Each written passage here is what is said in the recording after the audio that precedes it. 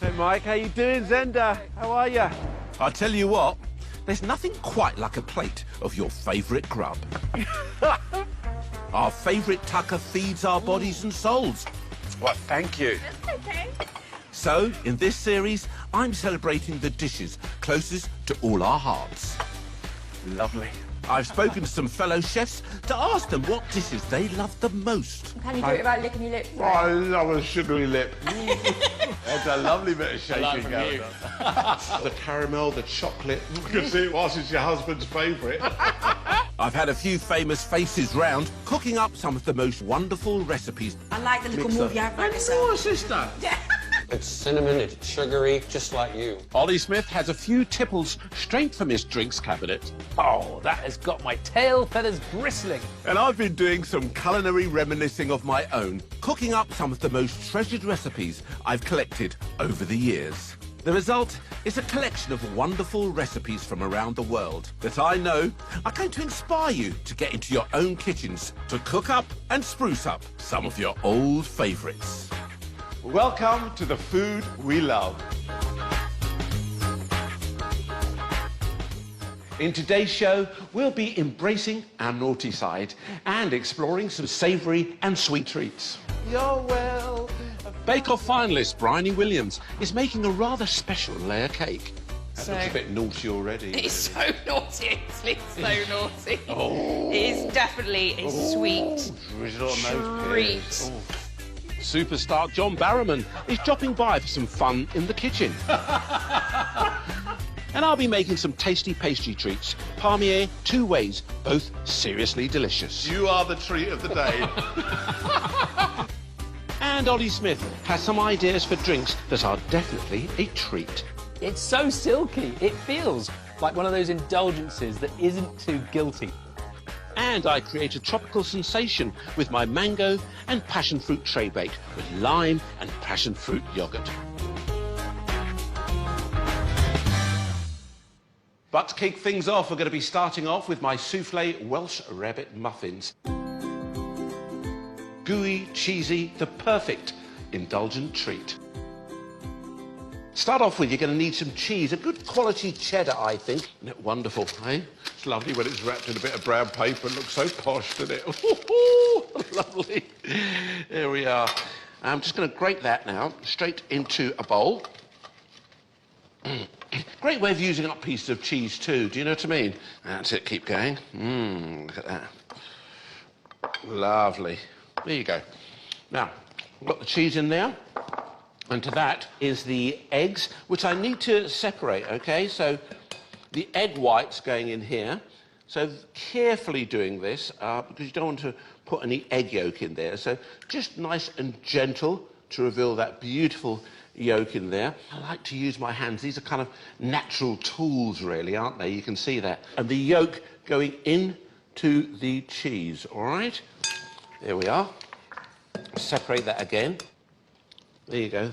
They're going in there. And next up, a little bit of mustard. I'm using a touch of English mustard here. I'm just going to take that and put that into the egg yolks and the cheese. There it is. Beautiful. And a little dash of Worcester sauce. Woozy, woozy, woozy, woo. That's it. Beautiful. And a little bit of pepper going in there. Fantastic. I'm just going to work that together, blending it so the yolk really mixes well into the cheese. Now, this is going to be a soufflé Welsh rabbit. I know you're probably thinking, what do you mean by a soufflé? Well, it's like a soufflé mix. Hence the egg whites that I've got in here that I'm going to now whip up. OK, and I like a soufflé. I know a lot of people feel that, it's too much hard work. Well, look, this is going to be so, so simple, and you're going to be able to have a go yourself, all right?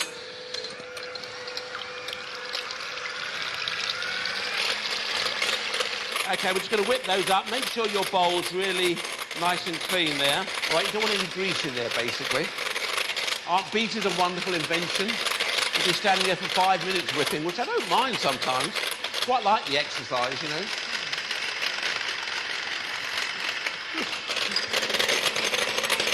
Simple. Lovely. And once again, our egg white's perfectly stiff. There we are. I do remember once Leslie Walters doing that on Ready, Steady, Cook, and it just came down. Embarrassing. I love you, Les. Anyway, there we are. And then what I'm going to do there is take a little bit of that. Can you see just a spoonful of that? And kind of work it into the cheese with the yolks. All right? Just kind of making that nice and light. Here we are again. Lifting that out. Going in here. Be careful not to over-mix it. Obviously, we don't want to knock all the air out of it, but you do want to make sure that it's well mixed together. A little bit more seasoning. I think touch of pepper. A little bit of that. That's it. Here you go. Oh, look. There you go. Splendid. And then I've now got my toasted muffins. I pop those under the grill. Look what I've got here. What we're going to do is stack up the wonderful souffle mixture on top of those lovely muffins. Let's just pile these up. Oh, there you go. Mmm. So simple, isn't it, eh? There you go. Mmm. That's okay. I'm being rather generous with these, actually. I do like the idea of when you're having a bite of these, they really do kind of go, whoa, look at that. Now, earlier on, there was me talking about, what my favourite treat was. I do like, things like, seasonal things, like when it comes to Christmas, you get all the lovely sort of Christmassy mince pies and stuff like that. I love that sort of seasonal feel about food. So that's when I think it is an absolute treat. And I hope you find these are going to turn out to be one of your favourite treats too. Hey, and there they are. Let's pop those into the oven at 220 degrees. Quite a high oven, actually, but literally it's only going to be under there for about 5-6 minutes till they puff up and get lovely and golden. So let's get them in the oven.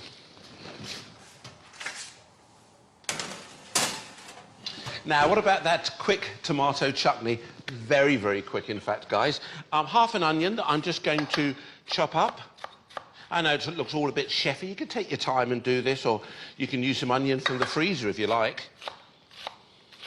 But the real beauty of something like this is quick and easy. So it's a matter of getting all those wonderful ingredients into the pan that really is going to give you the desired results that you're looking for, which is a nice, spicy tomato chutney. All right, lovely. There's my onion. A little bit of oil going into the pan. That's okay. Let's get that onion in there. A bit of chilli. Run the knife down there. And the old rule, you want to get those out. Little teaspoon there. Just run that teaspoon through that middle there. And if you push quickly enough, you can pull out the end root too. Be careful of those little bits of chilli. Don't go putting those in your eyes or anything like that. All right, there you go. Beautiful. That's it. Chop up your chilli and then take that and pop that into your pan along with the onions. You can see that there. All that's going into our pan. We've also got a touch of garlic. That's it. Keeping all those juices and everything. I take a little bit of salt and put that on the top there like that. And back of the knife, and I give that a little bit of a crush. Now, the idea of the salt, that soaks up all that lovely garlicky flavour. You don't want it go disappearing into your board. All right, there it is. Garlic going in too.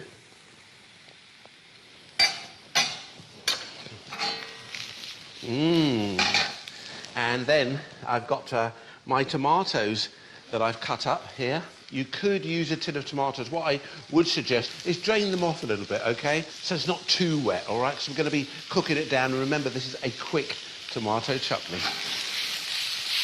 And then to that, I'm going to add a little bit of white wine vinegar. Vinegar! There you go. Oh, listen to that little sizzle. I've got a little bit of sugar here.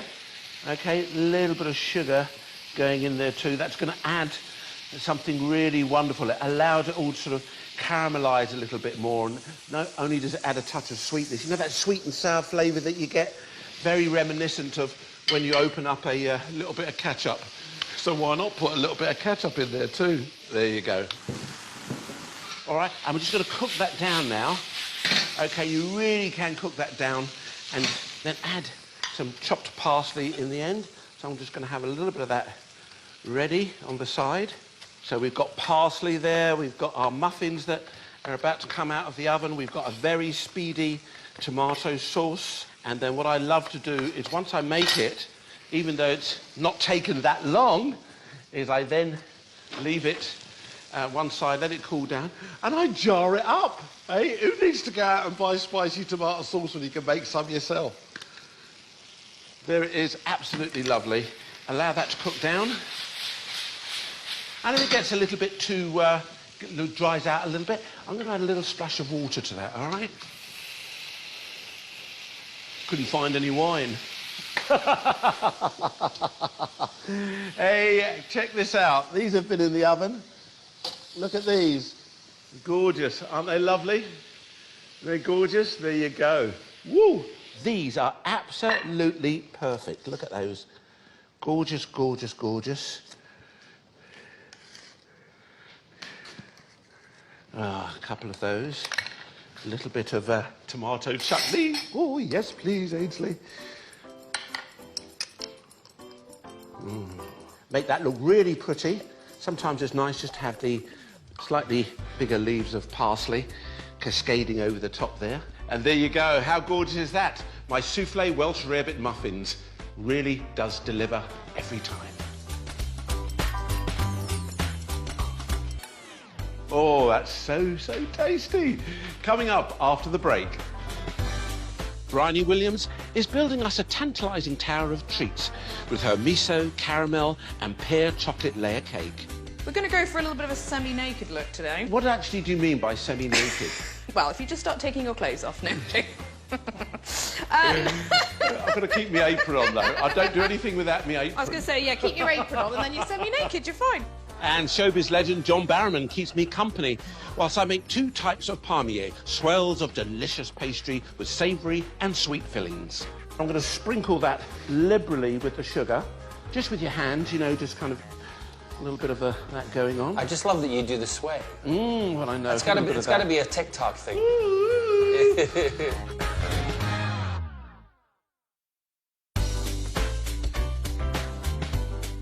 Hey, welcome back, everybody. Today we're indulging in all sorts of sweet treats and savoury delights. I've already made some gooey souffle Welsh rarebit muffins. And later, I create a tropical sensation with my mango and passion fruit tray bake with lime and passion fruit yoghurt. Hey, but now please welcome to my kitchen bake-off star. Yes, it's the wonderful Bryony Williams. Hello. Bryony, hola. Hola. Hola. Yeah, have you got a Spanish degree or something? I do, yeah, French and Spanish. Lived in Spain, taught French and Spanish to secondary school kids. Oh, wow. Pre-bake-off. Oh, wow. Yeah, I know. And does that influence your cooking now, all that kind of experience of living in that part of the world? Yeah, I do like trying different flavours, taking things from other countries and giving them a try, but yeah. What are you actually preparing for us today? So, I've gone for a chocolate cake, but with a bit of a twist. Rather than going for a salted caramel sauce, I'm going for a miso caramel sauce. Taking that miso flavour, adding it to the caramel, and it just adds this incredible flavour that you can't even quite put your finger on, but it tastes good. Wonderful. So the first thing I'm going to do is make the caramel sauce. OK. OK, right, so we've got some sugar, just some caster sugar, and some water, and we're going to cook that off until it goes a nice amber colour. So you've already got some chocolate sponges that you've already baked off there, have you? Yes, I have. So I've got my chocolate sponges here. So this is a really simple chocolate sponge. Yeah. Dry ingredients, just some flour, caster sugar, cocoa powder and baking powder. And then the wet ingredients, bit of milk, bit of oil, some eggs, vanilla extract. And my Nana always told me that if you pop a bit of coffee into your chocolate cake, that can help bring out the chocolate flavour. Either that or a bit of rum, she said. So Bit of rum. That's right up my street, bit of rum. But isn't that amazing like that? Sometimes you can put a little bit of salt into something which is sweet, or you can put the alternative, a little bit of sugar, into like a tomato sauce or something like that. It just brings out the flavours, doesn't it? Absolutely, because people say, oh, does it taste like coffee? Not at all. You can't taste the coffee one bit, but just that chocolate flavour is that little bit more intense. OK. Oh, look at this. Right, so we're getting there. It's going nice and golden amber around the outside. Right, so I'm going to pop the cream in. Yeah. It'll fizz up all... Oh, lovely, look at that. Wow, beautiful. Can you smell that caramel? I do, I love it. Oh, I love caramel. And I've got a lovely caramel sauce. Now, we're going to add the miso to it. Yeah. So who taught you how to cook, or who inspired you to kind of bake Bryony? My nana. Yeah, my lovely nana. She sadly passed away at the end of last year. She was 95. Good innings. Good innings. Yeah, an amazing, amazing woman. And she was just one of the kindest, most generous souls you'll ever meet. And she was a home economist. And she was an amazing cook. Okay, I'm just going to get a little teaspoon there. Yeah. And pop that in. Beautiful. And then I'm going to give that a good mix around. You don't want too much miso, because otherwise it's a little bit overpowering. I know. There's kind of a saltiness to it too, isn't there? Exactly, yes. Look at that. So okay. there we go. So that's caramel. our caramel done. The next thing I would do is to caramelise the pears. So this is just a couple of pears sliced up, dipped in sugar, popped in a frying pan until they turn a nice caramel colour. Lovely. Easy peasy. Okay. I'm now going to tell you about this amazing buttercream. Okay, so this is a Cheats Italian meringue buttercream. Anyone who's slightly nervous about the, Italian meringue or Swiss meringue, because you've got to have that gentle heat underneath it. You know what I mean? Yeah. People get a little bit nervous about it. So this one's for them because no heating involved, and it's absolutely delicious. So I'm going to pop my egg whites in with my icing sugar. Isn't it great to get some treats from the pros, isn't it, eh? All these little tips and stuff like that, it really, really, really does help. Right, let's get this all mixed in. I'm going to add some vanilla. But you can add any flavour you want, really, to this. Right, so that's at the right consistency now, so you want it really thick and glossy. Wow, so I'm going to start adding the butter there. OK. Looking forward to seeing One that. at a time. Yeah. So this bit takes a while, because you've got to add it bit by bit. But it's worth having that bit of patience for the outcome. Right, so this is what you will end up with. Wow. Really lovely, light, fluffy buttercream. It's not as sweet as, your normal American buttercream. It's got a slightly more meringue texture, obviously, because you've got the egg whites in there. And it's just absolutely delicious. And just a bit of lightness to balance out the miso caramel in the cake. So there we go, that's our buttercream, ready to go. Now we can start building our cake. Oh, it's the best part of it. I know. I love it. The best thing to do to get a nice, flat, balanced cake is to trim off any slightly domed bits, and then you can snack on those. Lovely. Whilst you're making your cake. Or you can make a nice trifle or something like that, couldn't you? That'd be nice. Oh, yeah, put that in the base of a nice chalky trifle. Yeah, or some cake pops if you've got little ones. Right, and then we're going to start stacking. So I'm just going to grab this. So I would always put a little dollop of buttercream on the plate or board that you're going to put your cake on just to keep it in place. Yeah. Right, so I'm going to pop the buttercream on. Nice big bit. You've got quite a lot of buttercream for this cake. So put a nice, dollop. Don't know what's the official chef's term for a nice big whack of butter? A dollop, that is the official term. Good. OK. Then we're going to take our caramelised pears, pop some of those in. You don't need loads, because you only want, it's quite a tall cake, so there's four layers. So you don't need loads in each layer. Pop those in there. And then we're going to drizzle on the caramel. Probably about a tablespoon, maybe 2 tablespoons of the miso caramel, because we are going to drizzle it on the outside as well. Yeah. That looks a bit naughty already. It's really. so naughty, Ainsley. It's so naughty.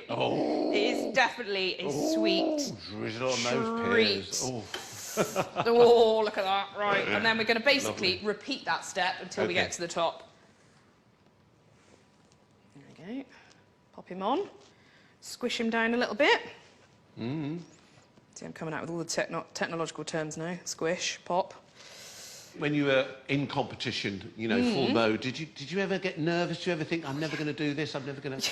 Yeah? Yeah, I mean, because when a week goes bad, it's heartbreaking, because what people don't realise is that, you spent months preparing these recipes, probably practiced it God knows how many times, and then it all just goes a bit... Yeah. All just goes a bit Pete Tong. So, yeah, it's pretty heartbreaking, but, you just... got to suck it up and carry on, and hope for the best the next time, really. Right, we're almost there with our top layer. Oh, now what happens now then? All right, okay, now that we're going to finish it off. So I'm going to add some buttercream around the sides because we just want to fill in the gaps. We're going to go for a little bit of a semi-naked look today. Semi-naked? Semi-naked. I like semi-naked because... What actually do you mean by semi-naked? Well, if you just start taking your clothes off, no. I've got to keep my apron on, though. I don't do anything without my apron. I was going to say, yeah, keep your apron on and then you're semi-naked, you're fine. So all it is, basically, is that you can see the cake coming through. Yeah. For people, you know, posh people would probably say the crumb coat, yes. which is basically all it is. Now, what about your lovely 5-year-old Nora, isn't it? Yes, Nora. Yeah, what type girl. of treats do you, or sweet treats do you create for Nora? So she is a big fan of cake, not surprising, really. Yeah. Considering what Mummy does. Yeah. So, yeah, she loves cake. You have no choice, Nora. No, you will eat my cake. And you will like it. And you will like it. Oh, no, she's a very harsh critic. If she doesn't like it, she'll tell me. Yeah. You know, it'll come straight back out. So I'm just finishing off, and I'm going to... I'm not quite done, because I'm going to... Just to give it that sort of half semi-naked look and neaten it up a little bit, I'm going to use a cake scraper. So I'm just going to pop it on the side and drag it round, and that's where we get our semi-naked effect, you know? So you can see the cake coming through, you know, but you've also got that lovely buttercream as well. So, and that's just, you know, that just finishes it off, I think. It gives it that lovely Smooth effect. Finished, yeah, smooth finish. It looks rustic, but at the same time, there's a bit of a professional kind of touch to it, isn't there? That's it. I think it's okay to look a bit rustic, to be honest. You know, it is homemade, you know. Oh, I love those things. Right, I'm going to drizzle my leftover caramel down the side. So, just going to... Now, again, don't worry about this if it, you know, don't worry about being super neat. We're literally just going to drizzle it on, pop it on the top, and then let it drip down the side. And this I just think it makes it look even more indulgent. Yes, well, it does. I can see that from here. Yeah. Some people pipe the drips on, but I think using a spoon and then just teasing it over the edge, you get a better effect. But right, there's our drizzle. It's on. Look at that, looking all lovely and caramelly, and it starts pooling at the bottom, and it's so good. I've just saved a tiny bit of the icing, and I'm going to do some little. Again, this is my technical term, starry blobs on top. Yeah. This I just and think... it pipes really well, that, doesn't it? It pipes really well, yeah. And then I'm also going to add some of these leftover pears. Yeah. Just to really sort of finish the cake off. And there we go. So what have we got here then, Bryony Williams? So, Ainsley Harriet, we have a miso caramel and pear chocolate cake. Oh, you are naughty. I'm so naughty. Bryony, I can't wait to try this. Well, it's actually my husband's favourite cake that I make. Oh, the caramel, the chocolate, the buttercream, everything just harmonises together perfectly, doesn't it? Really lovely. I can see it whilst it's your husband's favourite. Thank you so much for coming along. My pleasure, thanks for having me. Great having you in the kitchen. Hey, see you in a couple of ticks. We have lots more treats in store. I'm making a classic French palmiers whilst chatting to John Barrowman. I bake my bacon on parchment paper. Oh, okay, yeah. And that keeps the pan clean. So less washing up. Yeah, I don't do the washing up, though. Scott does the washing up. Oh, really? I bring home the bacon, I fry it up in the pan. I bring home the bacon, you do the washing up. And he does the washing up. We have some drinks, perfect for those indulgent moments, courtesy of Ollie Smith. Proper. That is just so comforting, and it feels like an extra special moment in the day. Love it.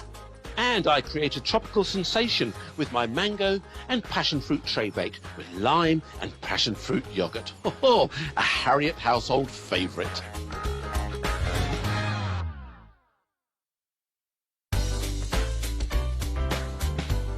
Hey, welcome back, everybody. We've already had some mouth-watering morsels in today's show.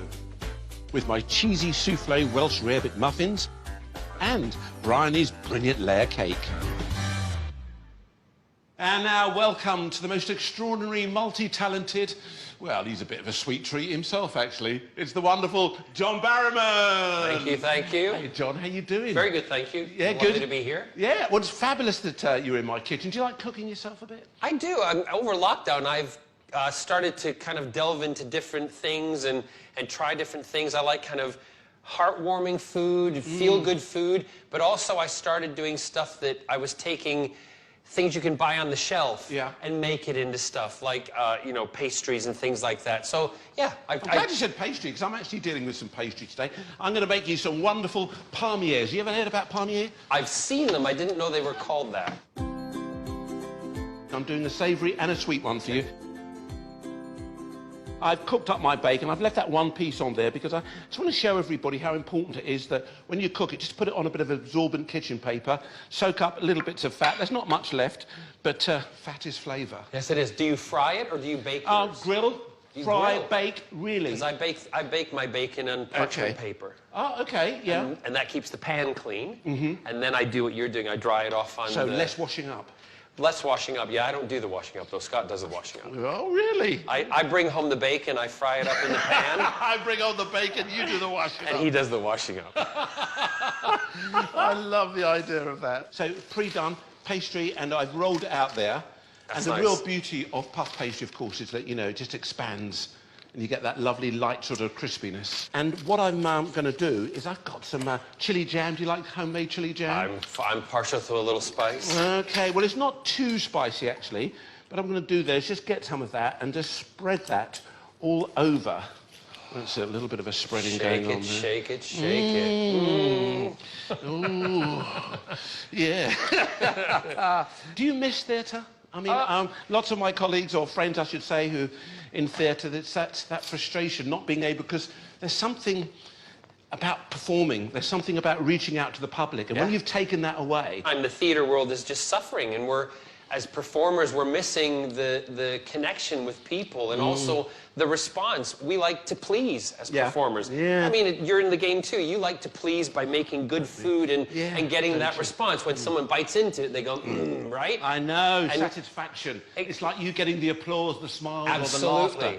Absolutely, and so that's what I miss the most, but we just have to remember when it comes back, we need to get out there and support live theatre to get it back to where it was, because it was such a big part of our lives. Hey, look what I'm doing here. I'm You're showing rolling. everybody rolling. So you can use the paper, okay, to get that kind of one roll there, and then we're just rolling that over like that towards the middle. You can do 2 or 3 rolls. It just depends on what you want to do. You want it nice and tight, you can go again. See what I mean, John? Yeah. You can go there and just roll that in. Just keep rolling it until they're equal, and then we're just going to take that, pop that onto a tray. You can seal it with a little bit of water if you want.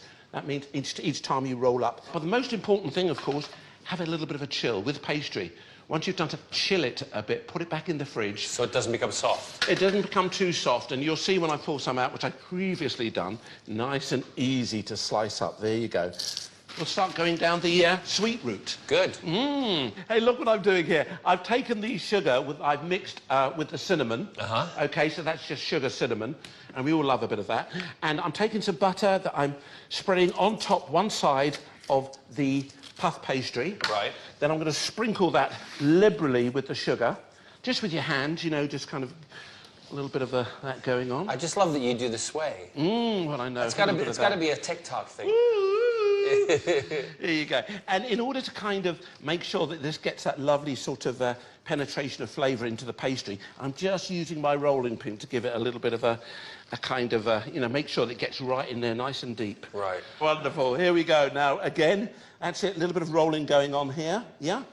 So you want a little of a double roll, you can do a double roll. Right. Spin that round again. There you go. In with that, pulling that in. 1, 2. I really love that. That's 3. There you go. See how that's happened there? That's so easy. Very, very easy. And you get lots of that lovely flavour in there. That's it. Our cinnamon. And I've got it. Don't worry.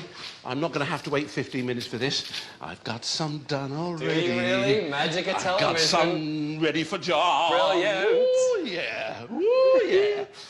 Oh, yeah, boy, as they say. I like your fridge, by the way. Do you like it? It's kind of a bit funky, isn't it? I like that you have your... I'd love one of those with my own picture on the front of it.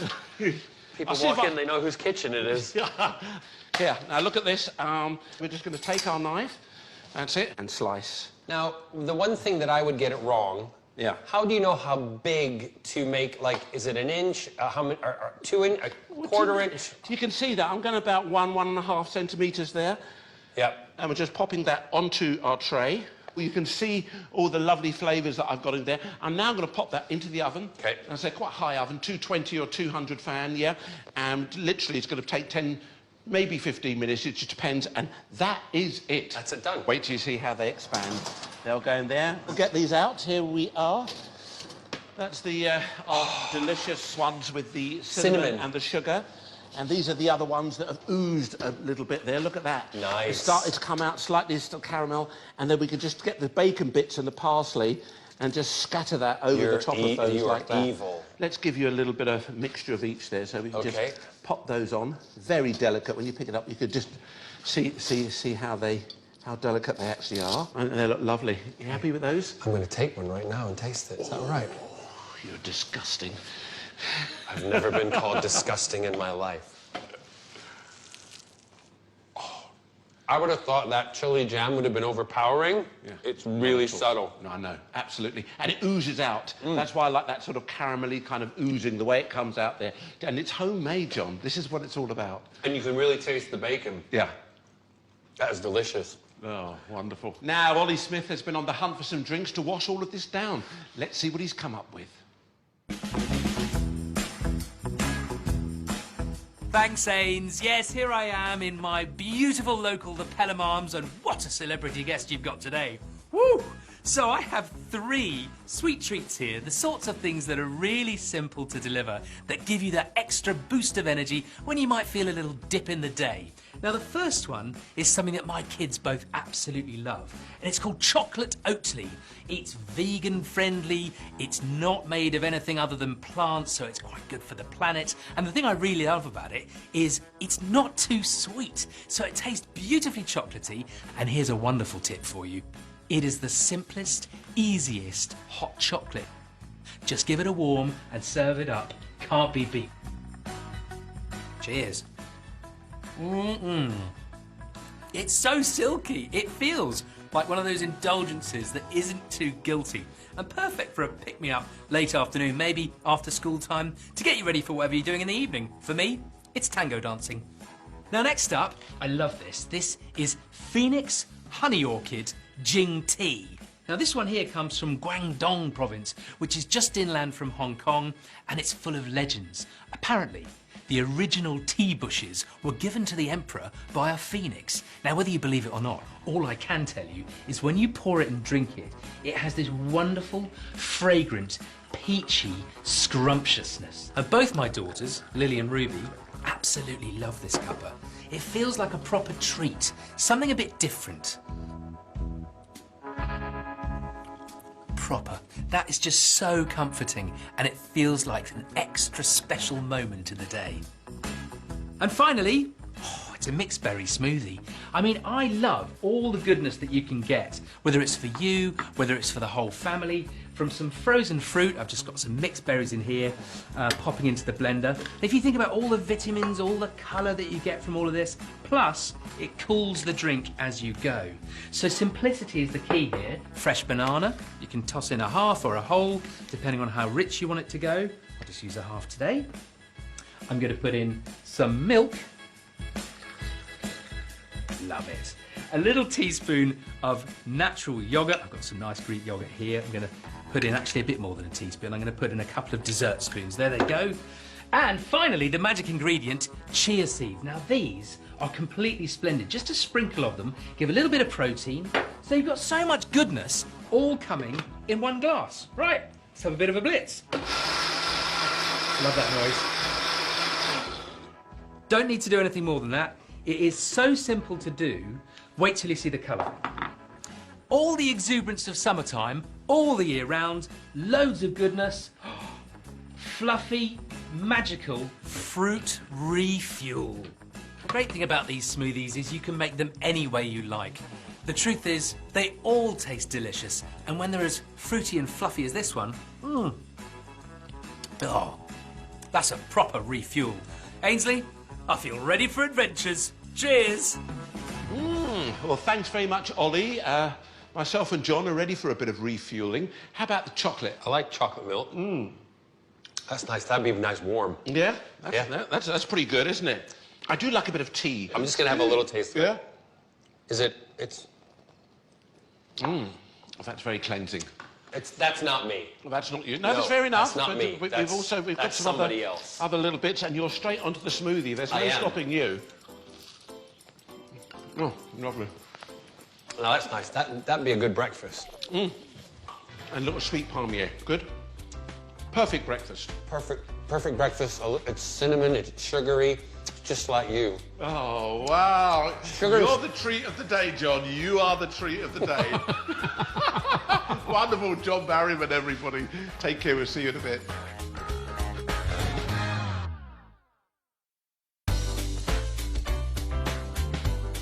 Hey, welcome back, everybody. We've risen to the occasion with a Welsh rarebit souffle muffin. Been wowed by Bryony's miso caramel and pear chocolate layer cake. John Barrowman tucked into my palmier. And there's still one more treat to go. A favourite in the Harriet family household. It's my mango and passion fruit tray bake with lime and passion fruit yoghurt. Simple to do, easy to prepare, but bang, again, you get wonderful results. Let's crack on with that. First of all, get your sugar and put that into your big bowl, nice big clean bowl. And then I'm going to take my butter here, quite a bit of butter, and we're going to pop that in along with the sugar. Get your beaters, pop that in there. Okay, we're going to turn that up. And I want you to cream those together, okay, till they're pale. Okay, requires a little bit of patience if you're going to do this by hand, but if you've got the electric beaters, it really speeds things up considerably. That's why I say it's relatively easy to do. And it's one of the dishes, one of the tray bakes. I love a tray bake because you're literally throwing all those lovely flavours, you're just baking it in the oven, and you serve it with something simple like ice cream, or in this case, my lime and passion fruit yoghurt. And then what I want to do, when you get to this point, we're going to add one egg at a time, okay? Here it is. And if you add them too quickly, it will start to curdle. You see that? Just comes together really easy. I love the way the colours kind of changes. That's the exciting thing about cooking food sometimes, is you see different things, like putting things in the oven and you're seeing them rise. There's different levels of cooking, and that's what creates the excitement. Right, reduce that heat now. Reduce that heat. You can tell I've always wanted to be on the stove, didn't you? Reduce the velocity of the movement of the blades. Okay, now turn that down a little bit and then gradually start adding your flour.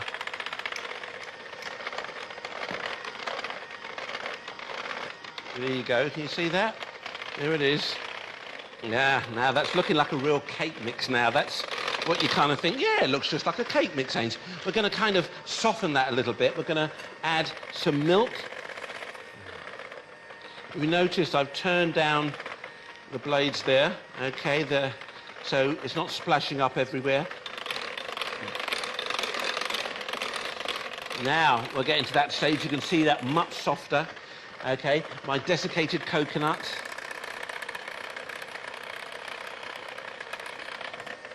In that goes. That's again another wonderful tropical flavour. Love it.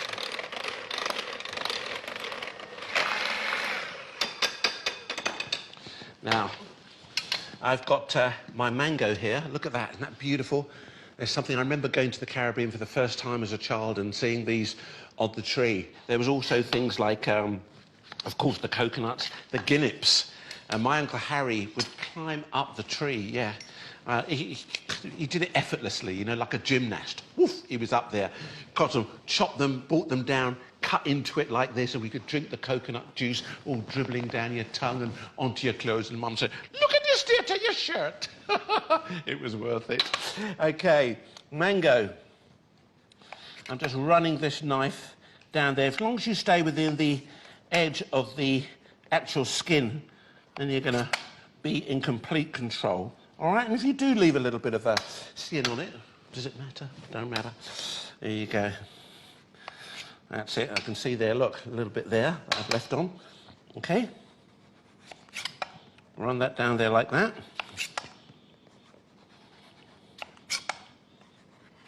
That's it, beautiful. That goes in there. Put that in there. And I know because the stone's in there, and I look at the edge, it's probably about there, so I'm going to avoid the stone then. Okay, there you go, in it goes. So it's about there, so that's right in the middle of that. Absolutely perfect, can you see that? All right, and then we can just take that, dice that up. Nothing too fancy. There we are. And we've also got the outside cheeks there, which I'm just going to trim very, very gently like that. There we are. So let's just dice this up again. And this is going on the top afterwards. Slightly smaller pieces. That's lovely. That's ready. And what about this? Ah, the old passion fruit.